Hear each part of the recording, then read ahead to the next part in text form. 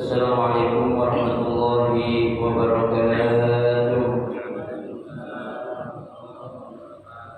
Bismillahirrahmanirrahim. Alhamdulillahirabbil alamin. Wa bihi nasta'inu ala umuri dunya waddin. Wassalatu wassalamu ala asyrafil anbiya'i wal mursalin sayyidina Muhammadin wa ala alihi wa ashabihi ajma'in, amma ba'du. Fa inna asdaqal hadits kitabullah ta'ala wa khairal hadi Rasulillah sallallahu alaihi wasallam wa syarrul umuri muhdatsatuha fa inna kulla muhdatsatin bid'ah wa kulla bid'atin dhalalah wa kulla dhalalatin finnar.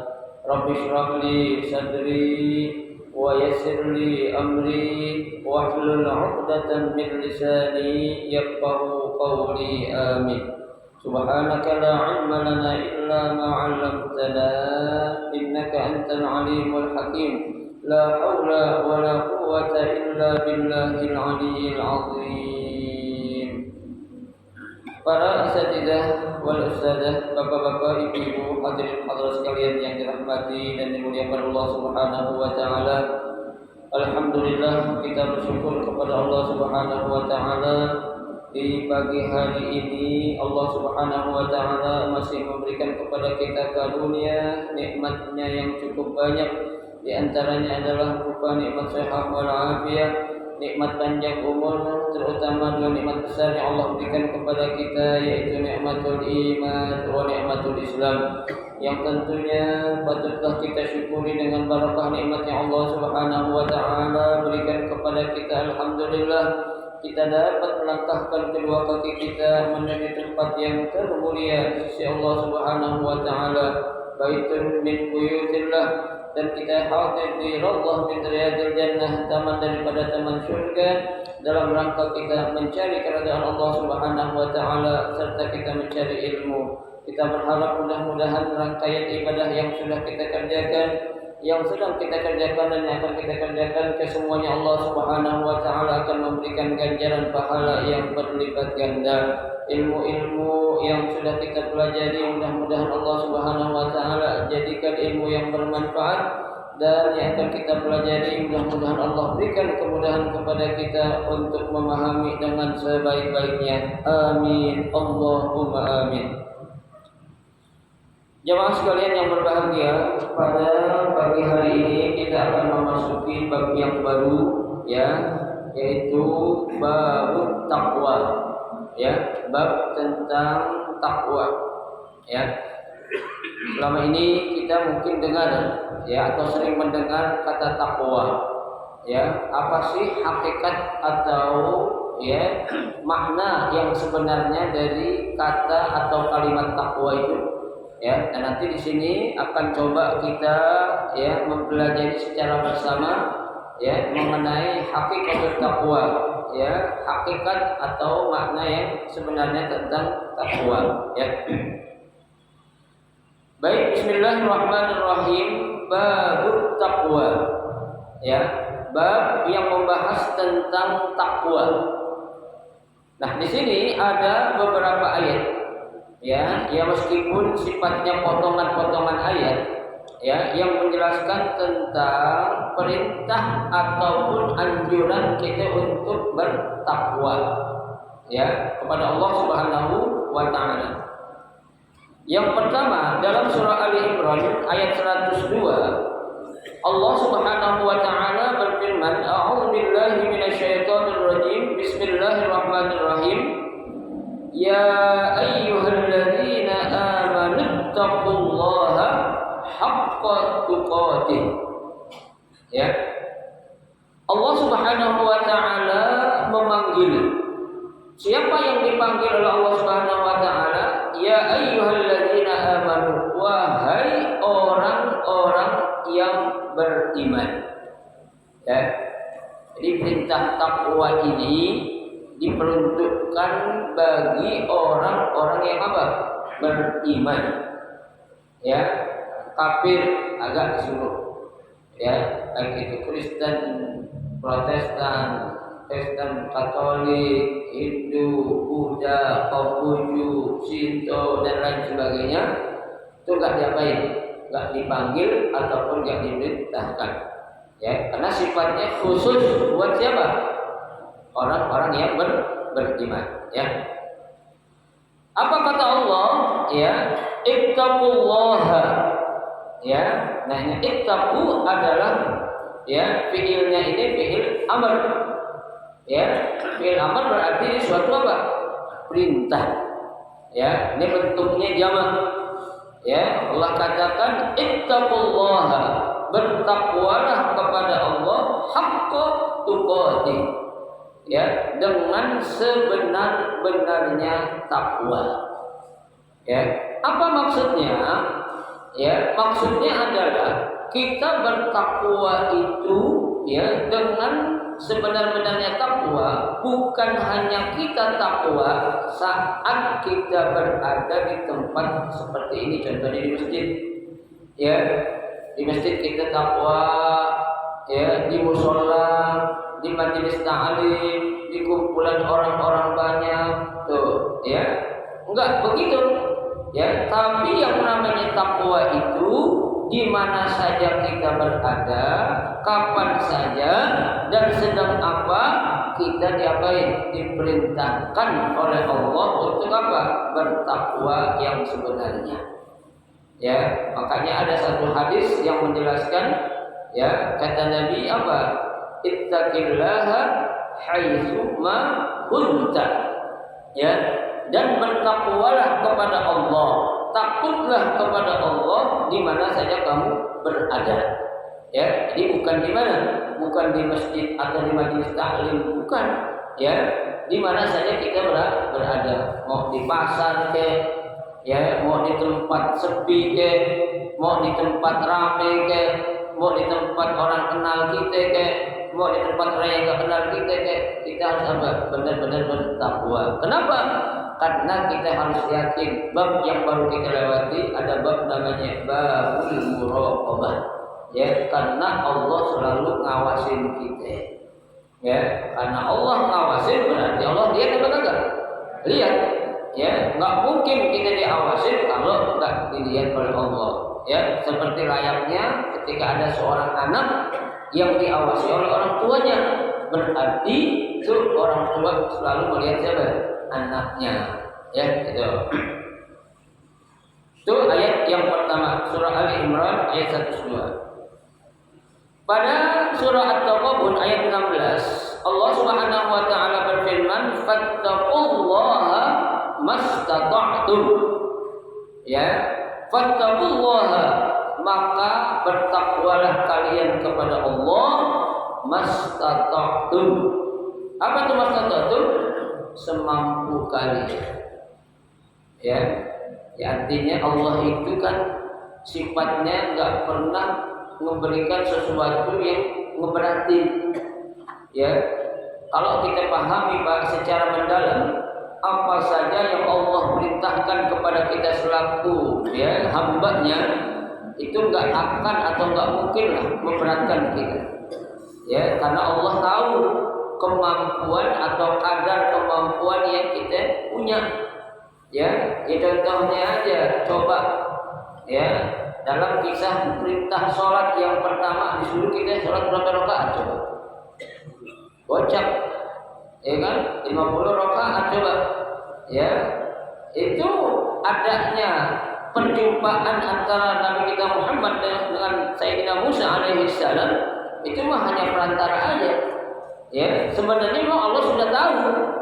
Ya, ini kata Allah, umat Nabi Muhammad orang kecil-kecil, ya kalau disuruh sholat 50 waktu tidak mampu.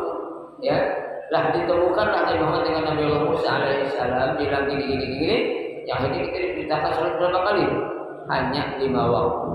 Tuh, ya, ketakwaan yang Allah pengen dari kita itu Bapak Ibu sekalian, itu semampu kita, nggak bisa kita apain buat-buat.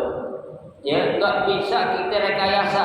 Saya nggak takwa itu rekayasa, nggak bisa. Kenapa? Allah tahu.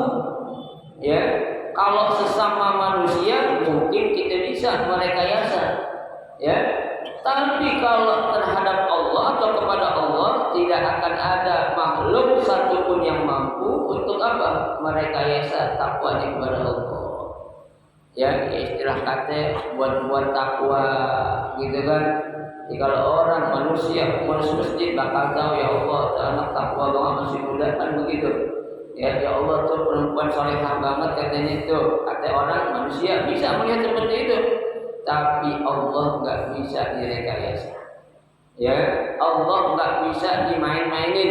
Ya jadi kalau kita takwa kepada Allah, yang kita tunjukkan itulah memang kemampuan yang kita bisa. Ya, nggak mungkin kita buat sekali lagi, nggak mungkin kita apa bisa buat ketakwaan itu. Ya, Allah saja sudah katakan dalam Al-Quran, la yukallifullahu nafsan illa wus'aha. Ya, Allah tidak akan membebani jiwamu, kata Allah, ya, dengan sesuatu apa yang kamu tidak mampu. Berarti kalau kamu mampu, pasti Allah kasih itu ujian, pasti Allah kasih itu suatu perintah, pasti Allah kasih itu suatu larangan. Ya itu. Ya coba kenapa kita kok dilarang berzina? Ya ada hikmahnya.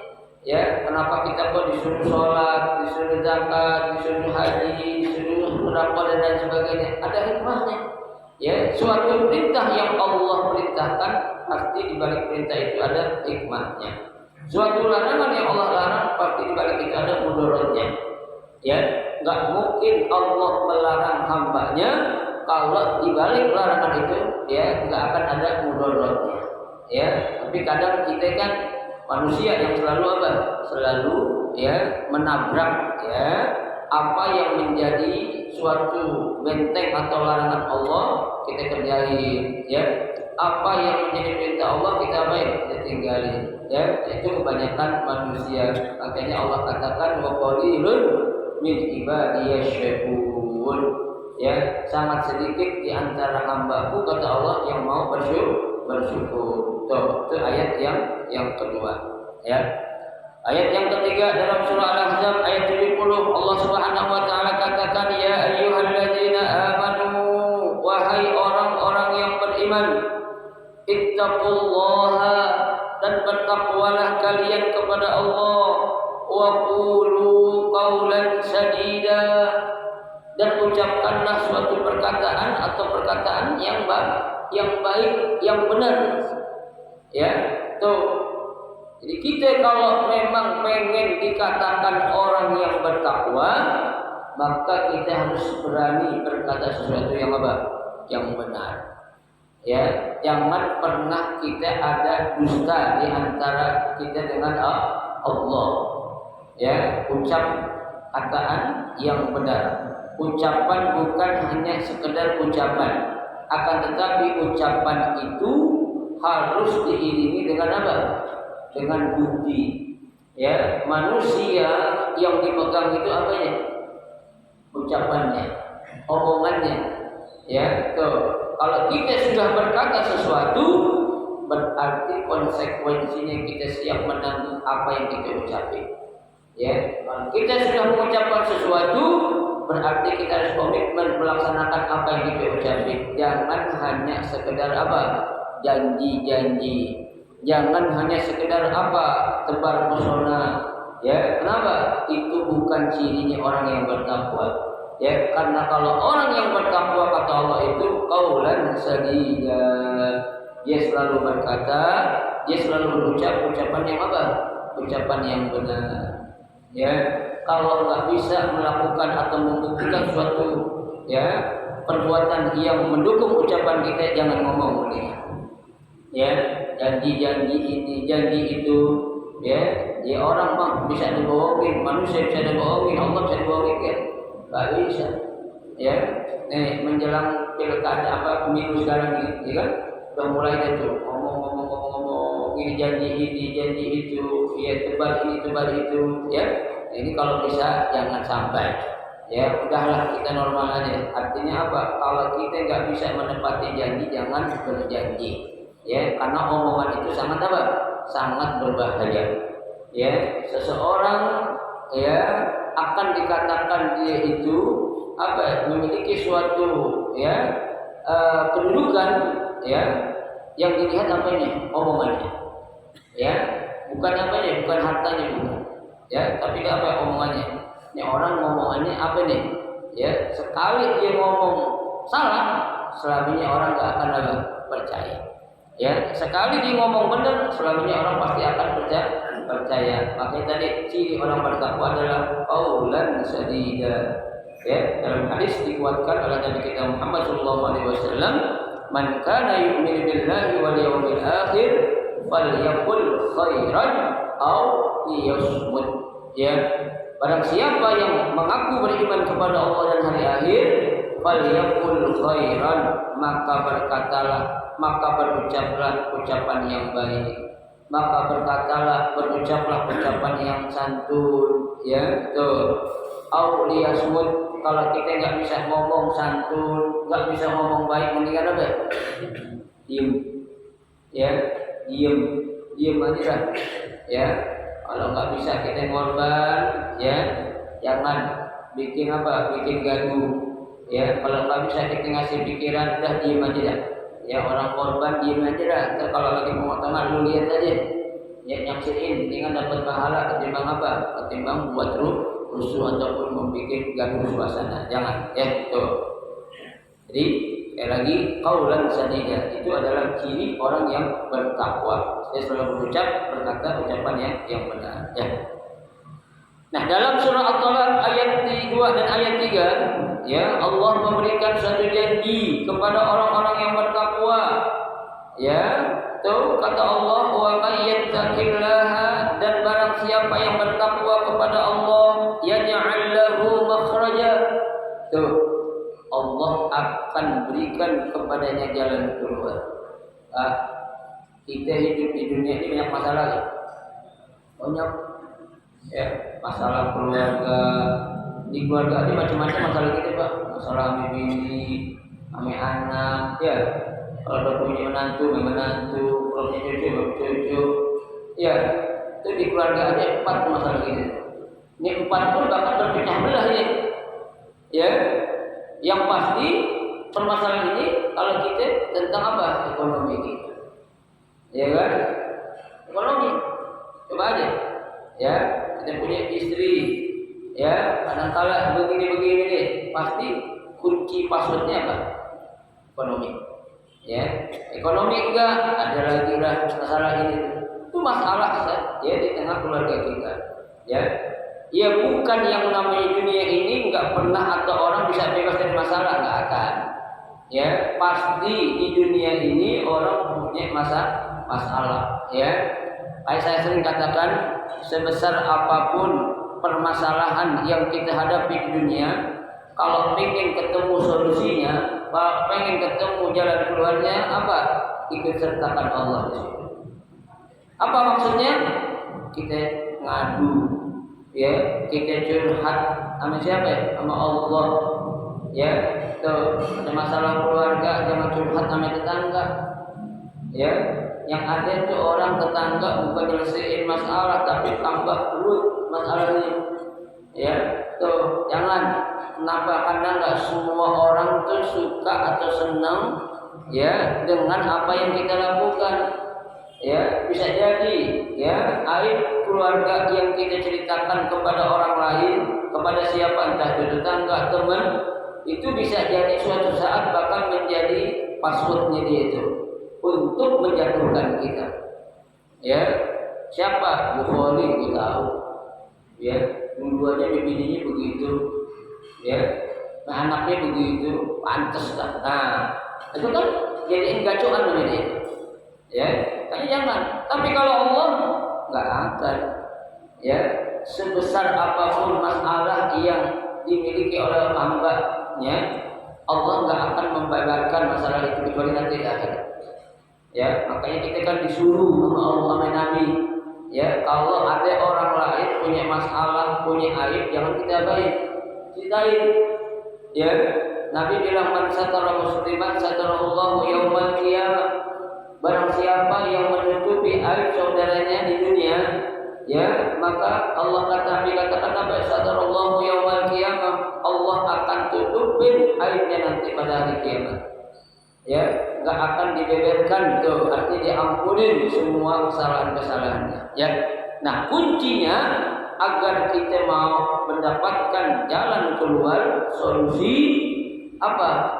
Bertakwa kepada Allah. Makanya Allah katakan, "Wa may yattaqillaha yaj'al lahu makhraja." Barang siapa yang bertakwa kepada Allah, maka Allah jadikan baginya apa? Jalan keluar. Ya. Tak punya duit, ada jalan keluarnya, ya kan? Lagi jalan-jalan orang panggil, bang sini kenapa ya? Yang ada rezeki di kita, kan kita takwa tuh, ya, takwa rezeki, ya. Ada apa namanya kita lagi kurang enak badan, tahu-tahu ada orang bawain buahan rumah gitu, ya kan? Biar apa? Biar sehat. Rezeki yang kita nggak sangka-sangka itu, ya.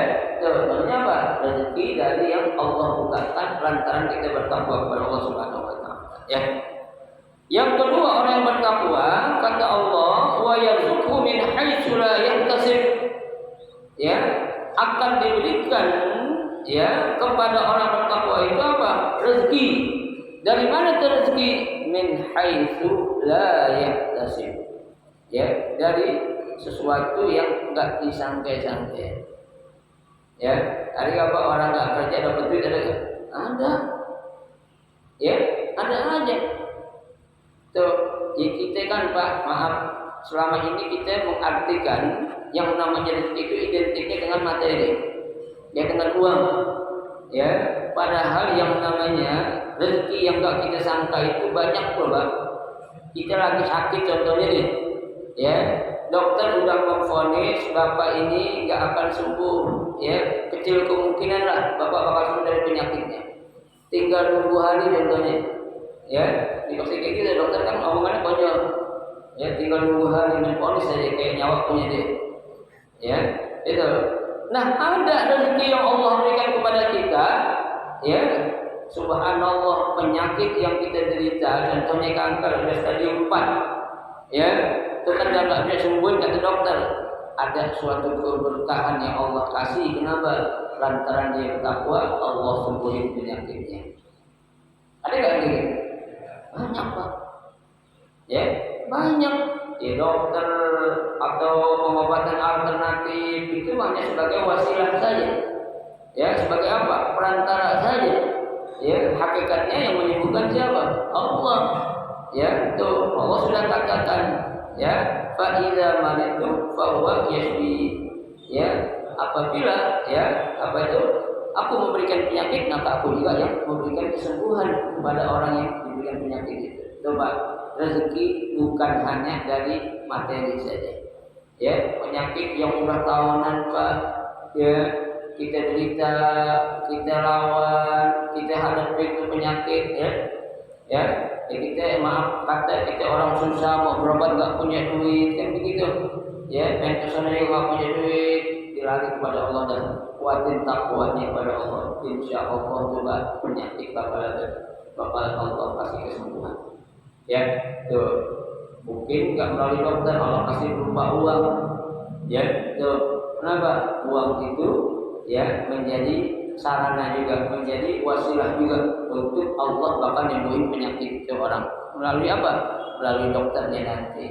Ya, jadi sekali lagi yang namanya rezeki itu bukan hanya dalam bentuk materi, tapi dalam bentuk sesuatu kenikmatan yang kita rasakan dalam hati kita atau dalam jiwa kita, itu suatu apa? Rezeki dari Allah Subhanahu Wa Taala. Ya, kita hidup tenang aja Pak, rezeki Allah. Ya kan, bangun tidur enak, tak ingat apa-apaan.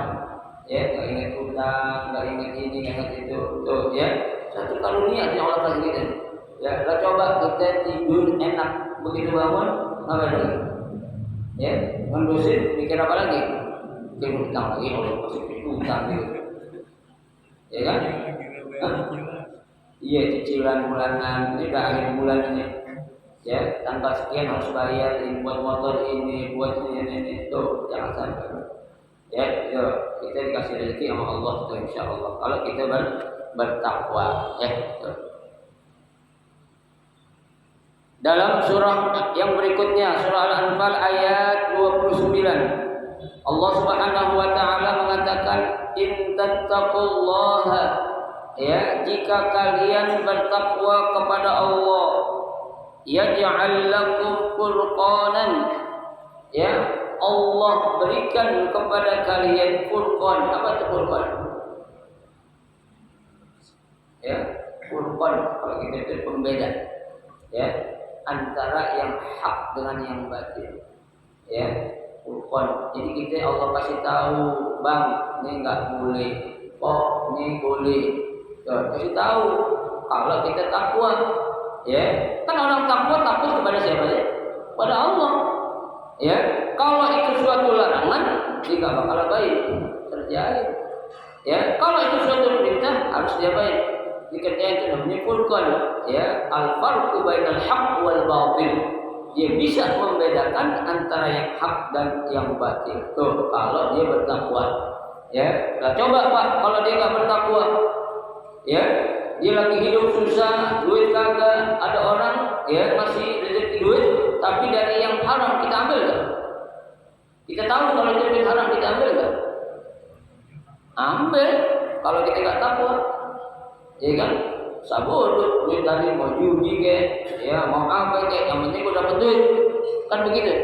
Tapi kalau dia bertakwa, dia akan selektif, ya, dia akan berhati-hati, ini uang dari mana, ya, karena dia akan tahu nanti akan dimintai pertanggungjawabannya itu uang, ya.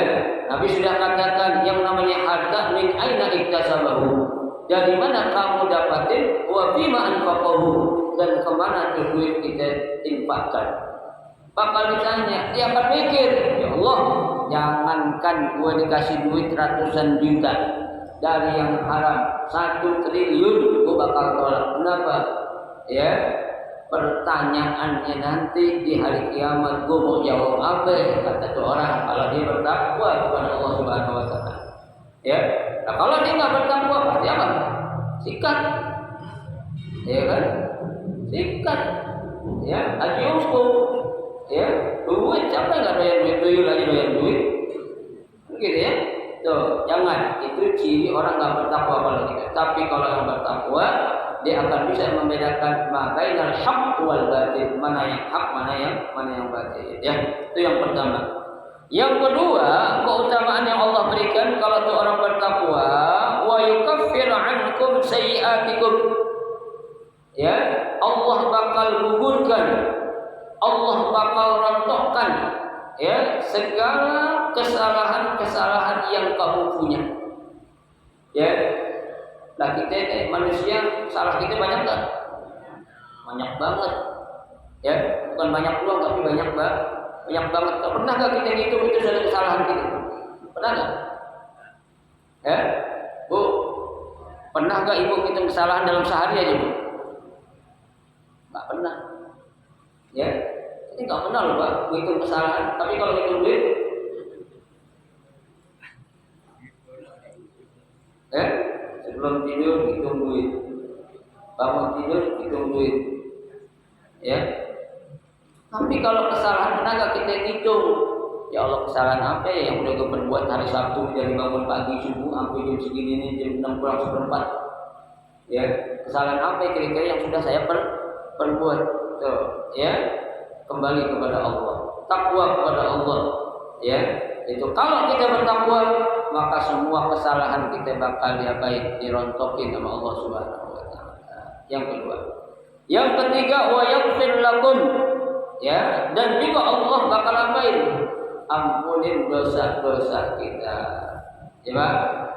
Dosa yang kita punya ini seabrek-abrek, ya, dosa besar memang bolehlah, jarang kita kerjain. Dosa kecil nih, ya, yang kadang-kala kita sadar atau tidak sadar, tapi sering kita ngelakuin dosa apa?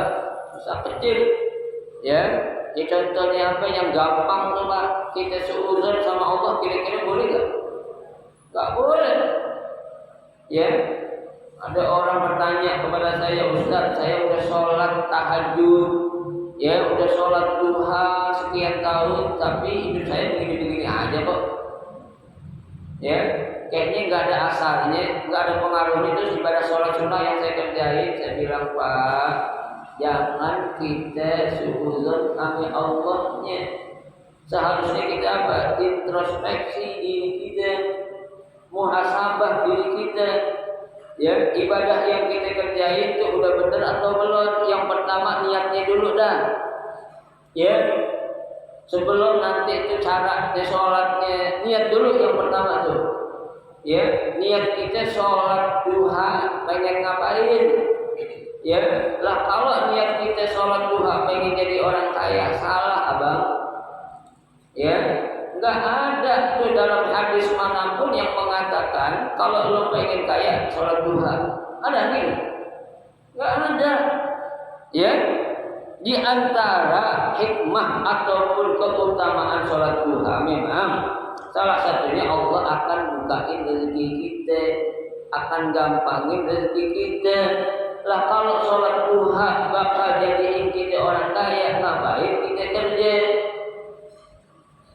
Ya, lalu sholat duha itu setiap hari. Habis sholat tidur. Iya, nggak ada. Jangan salah, jangan gagal paham kita sama hukum Allah. Ya, seharusnya kita yang tanya duhanya udah bener apa belum ya? Ya, niat aneh doh karena apa nih? Nah kalau pengen kaya bukan kayak gitu. Ya, salah satu cara bakal Allah bukain rezeki kita ngapain? Ya, sholat duha. Ya, orang katanya kalau rajin sholat malam bakal diangkat derajatnya. Itu gini-gini aja dari dulu.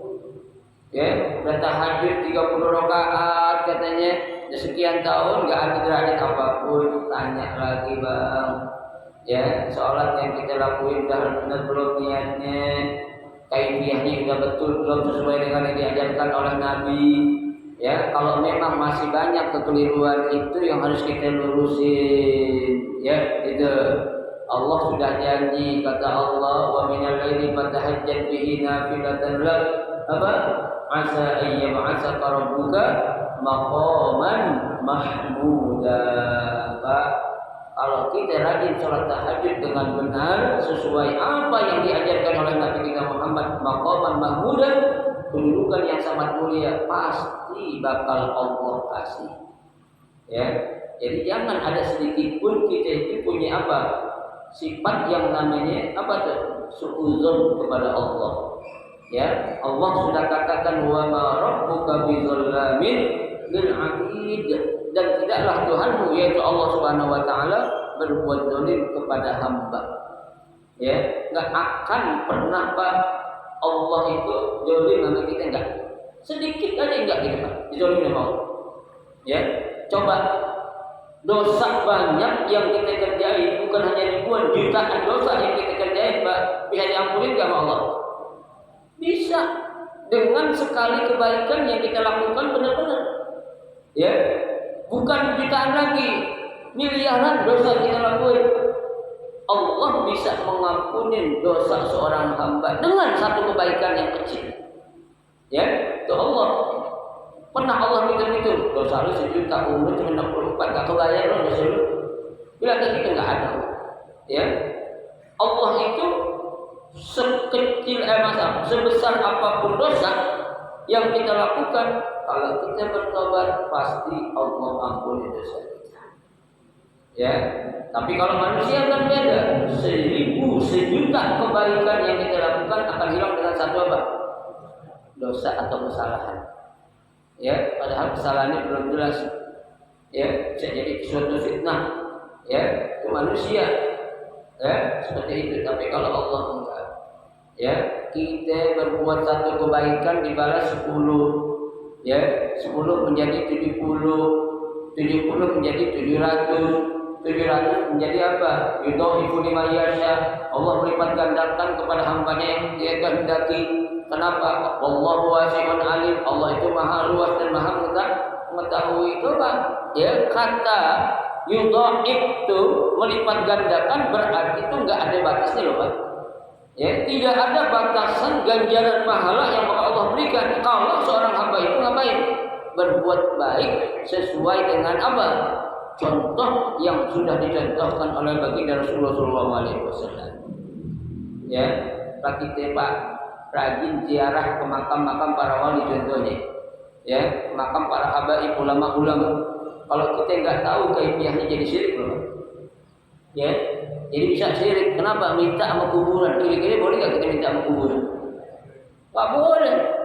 Mau sesoleh apapun tuh orang, mau sealim apapun tuh orang, jangan pernah kita minta, Bib, tolongin ane Bib, ane punya hajat nih Bib. Boleh nggak gitu? Nggak boleh. Ya. Allahumma qdi hajatina ya Allah bi barakati hadzal habib. Boleh. Ya, au bi wasilati hadzal habib. Boleh. Ya, tapi kalau kita minta datang kuburan Bib, ane ada masalah gini Bib. Anda punya cewek ditinggal kawin dulu, Anda bingung. Belum orang mati. Ya, tak boleh. Itu namanya syirik.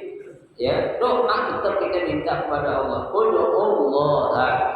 Ya, minta kepada Allah, bukan kepada siapa?